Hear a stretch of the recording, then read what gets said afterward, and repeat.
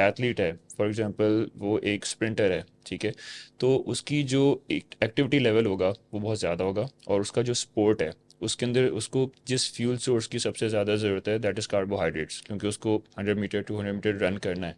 तो उसकी डाइट के अंदर उसकी मील टाइमिंग एक एवरेज बंदे के हिसाब से थोड़ी सी डिफरेंट होगी। उसके मैक्रो रिक्वायरमेंट जिसके अंदर कार्बोहाइड्रेट्स एक बहुत इंपॉर्टेंट मैक्रो न्यूट्रिएंट होता है, जो कि आपको which is your primary fuel source for your body for explosive and जो शॉर्ट डिस्टेंस आपकी जो एक्टिविटीज़ होती हैं उनके लिए।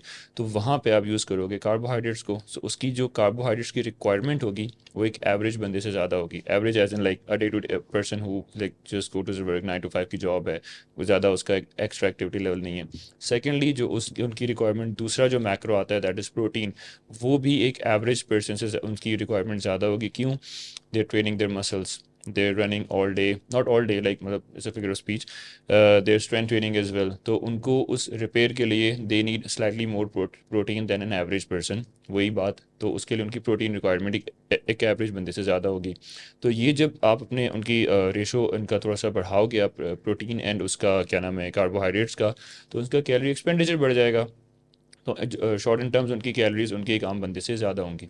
जब आप बात करते हैं मील टाइमिंग्स की, तो they will have to make sure कि जो स्पेसिफिक ये मैक्रो जो का इनपुट कर रहे हैं उनकी टाइमिंग ज़रा प्रॉपर हो, कि जब वो अपने ट्रेनिंग सेशन पे जा रहे हो तो they are loaded up with carbs, so they can not too much like, but जो रिक्वायरमेंट उनकी होनी चाहिए, सो उससे वो अपना प्रॉपर अपना परफॉर्म कर सकें अपने वर्क सेशंस में जाके तो अपना। बेसिकली दोनों की मील प्रेप्स डिफरेंट होती हैं। डेफिनेटली नहीं, डेफिनेटली। दरअसल इसमें से मैं इसको थोड़ा सा लेमैन के हिसाब से बात करना बिल्कुल। चाह रहा हूँ। आप बहुत टेक्निकल हो रहे हैं, ये ओके। समझे, हमारी ऑडियंस को ठीक है। इतनी टेक्निकलिटीज इतनी नहीं पता। टेक्निकल में जाते तो हैं। मुझे भी नहीं पता, ठीक है। तो ये सर के ऊपर से गुजर जाएंगी। चले ठीक तो है। सॉरी ठीक है, सॉरी सॉरी। बात है।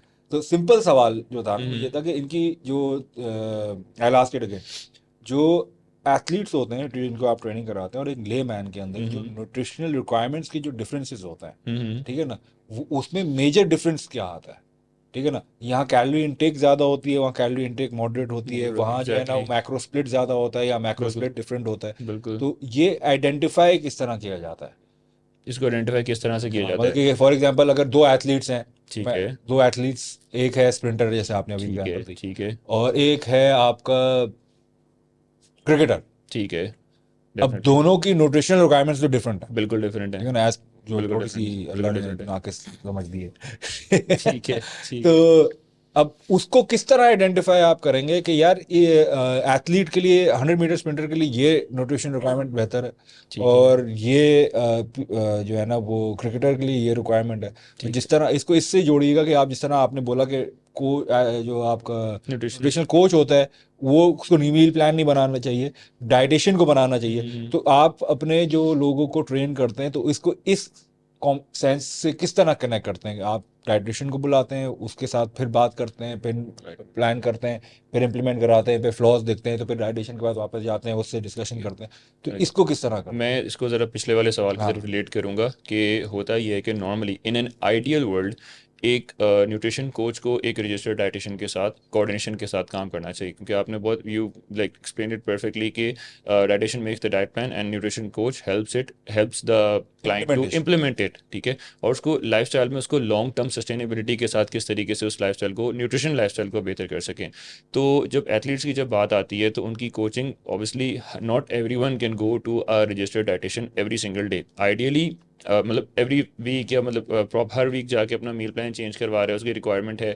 तो आइडियल वर्ल्ड में तो ऐसे ही होना चाहिए, बट होता नहीं इन रियलिटी। तो उसमें मॉनिटर करना भी मुश्किल मॉनिटर हो करना, जाता तो है। उसके लिए इजीली यही होता है, नॉर्मली कोचेस क्या करते हैं, what we nutrition coaches do if they cannot go get a diet plan every single month, so without giving them diet plans we give them certain options, उनको हम educate करते हैं what is the right way to go about it, कि आपको क्या आपने किस तरीके से रेंज में रहना है, किस मैक्रो की रेंज में रखना है, and what are the good sources to obtain it and what is suitable for them। क्योंकि आप लोग हो सकता है वो सर्टन ऐसे एरिया में रह रहा हो जो हम उसको रेकमेंड कर रहे हैं, या किसी डाइट प्लान मतलब किसी डाइटिशियन ने उनको एक डाइट प्लान दिया हुआ है, वो उस चीज़ उस एरिया में अवेलेबल ही ना हो, तो we try to find alternatives for that. अच्छा, now coming back to your main, like अगर दो डिफरेंट एथलीट्स हैं तो उनका क्या चीज़ आइडेंटिफाई करती है, वो it depends on what type of sport they are playing, उस स्पोर्ट की ड्यूरेशन क्या है, उस स्पोर्ट की जो ट्रेनिंग सेशंस होंगे, लाइक अगर स्प्रिंटर है तो वो उनके जो टूर्नामेंट्स वगैरह होते हैं they are not every single week, वो डिफरेंट उसके होते हैं, मतलब लाइक टाइम, उसकी टाइम ड्यूरेशन बहुत लंबा होता है, 3 दिन 2 2 3 3 महीने के बाद उनके कॉम्पिटिशन्स हो रहे होते हैं। क्रिकेट की सीरीज़ होती हैं, मतलब एक मैच है वो एक दिन मैच हुआ, 5 6 मैचेस की एक सीरीज़ आ गई क्रिकेटर्स की, या कोई डिफरेंट टूर्नामेंट्स चल रहे हैं। तो मैचेस में किस तरह की इंड्योरेंस मतलब जो एक्टिविटी लेवल है वो डिफरेंट होता है, ट्रेनिंग सेशंस में डिफरेंट होता है।